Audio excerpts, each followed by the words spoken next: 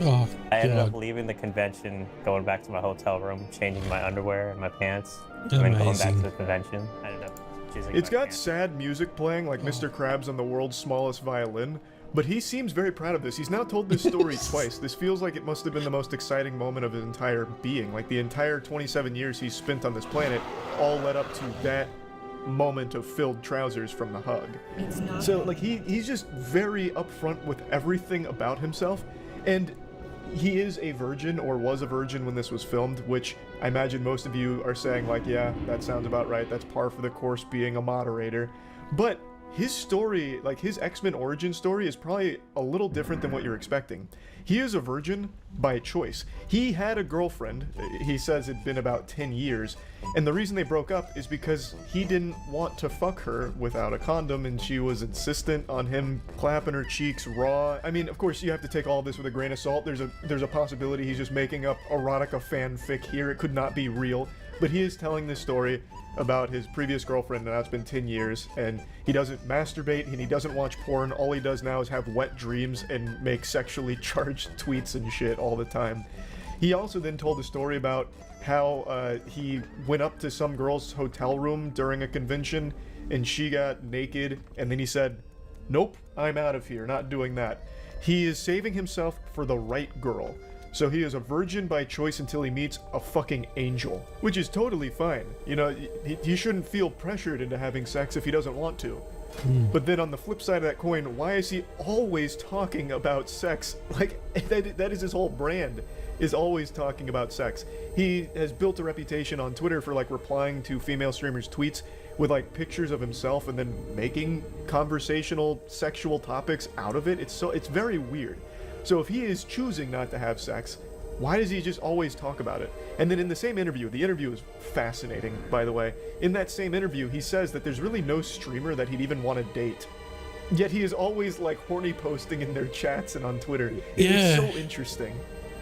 I think one other time, this was like the third TwitchCon, but this was like at a party when I was drunk. What? Yeah. There was a bunch of girls dancing up on me, and then I just like, yeah. That's badass. Dallas. He's also No. just constantly No. dumping yogurt into his pants anytime there's physical contact with a woman, it seems. He tells a couple instances here where he once That again is blows just- his load in his pants. Like, this is the beginning of the beginning of the interview here. So he was just like proud of it, it seems. Like 3 times out of the week, I usually wake up and it's like a puddle. Oh my goodness. If I did, I would feel out of place. You know what I mean? It's not. Oh, funny. dude, I just forgot that you come on this bed. I'm sorry, I shouldn't be sitting on it. Now, since he doesn't masturbate allegedly, it sounds like his body is rebelling against him, so he says about 3 times a week he wakes up in puddles of cum. That's a terrible way of starting your day. Waking up in a puddle of cum, just splish splashing in cum every time you wake up, that sounds Oh my fucking terrible. goodness. That is And horrible. What I want to talk about briefly here is the way his room is decorated. You can see all of the Twitch merchandise, Twitch everything, and then a Twitch streamer's photo on the shelf behind his bed. So he very clearly lives and breathes the Twitch ecosystem. Yeah. And I legitimately do find that very sad. I don't think anyone should make a hobby their whole personality, no matter what it is. Whether you're a big fan of Twitch streamers or anything like that, it should never become your whole personality where everything you do kind of revolves around it. And that's the impression I kind of get from him, where he spends so much time in all of these streamers' chats, and a lot of what he says is sexually charged.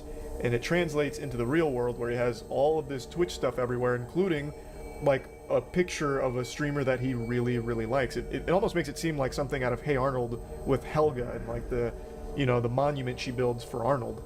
It's just, it's an obsession, and that's not good. Fear because I ejaculate so much in my sleep that first girl I ever have sex with, I'm gonna end up getting her pregnant.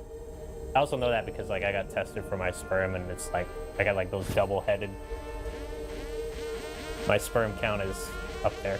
The potent Whoa. god seed, I suppose. Talking about like double-headed sperm, man's got fucking chimera sperm, I guess. Wild stuff. Like I said, it's a very fascinating interview. They eventually take him to a strip club. It's all very wacky. But yeah, I guess the only thing I really wanted to focus on is that the story is wrong around that clip. He's not a Twitch mod. He's something much more than that. He's been well known in the community for a long time. Year for streamers everyone hates getting thrown in the slammer, finally facing some real repercussions for their awful behavior and unbelievable cringe, such as the streamer Johnny Somali, who is still currently in jail in Japan right now, God bless. Now, I haven't seen a follow-up to the individual we're going to talk about right now, so I'm going to delve into fantasy like it's the fucking Magic Treehouse here. In my little headcanon fanfic, he is currently sitting in his prison cell blubbering his little eyes out like a bitch. And this clip actually makes me extremely happy. It reminds me that Christmas is right around the corner because it gets me in a joyful spirit, and just as Old Saint